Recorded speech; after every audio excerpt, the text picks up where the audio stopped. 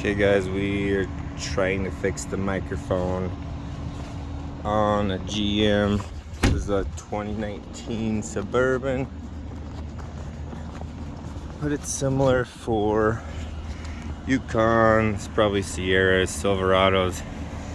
Anyways, if you are not able, everything else works on your stereo, but you aren't able to get your microphone right here to pick up your voice. Like you call somebody, they can hear you, but when you try to talk, they hear nothing.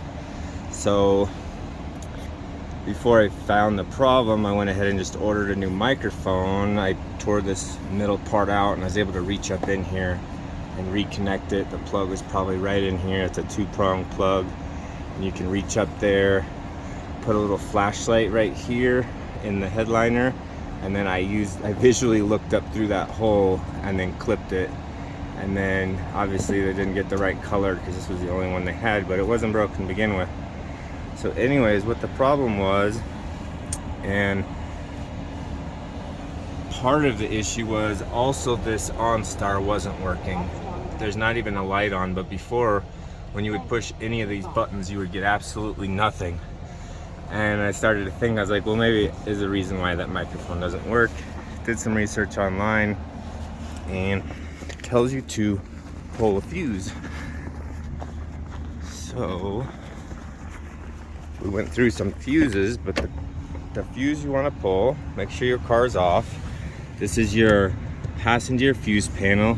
You'll pull this out and it kind of comes out from this side.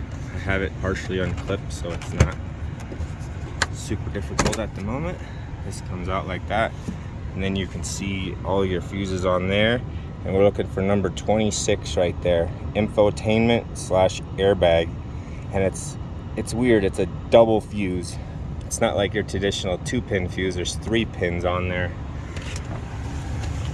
But regardless, it's this fuse right here that my finger is on.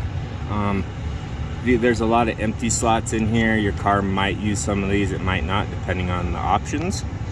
But this fuse right here is the info number 26, the infotainment/airbag. I had the vehicle off. I pulled that fuse out about 7 p.m. last night. I came back out here this morning, put that fuse back in, started the car, attempted to make a call, and microphone and everything worked perfect.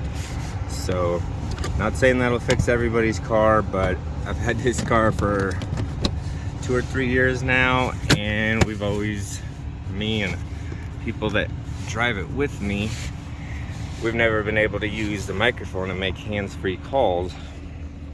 So now we're able to do that, and we don't have to pick up the phone and scramble. So hope that helps some of you guys. We'll see you soon.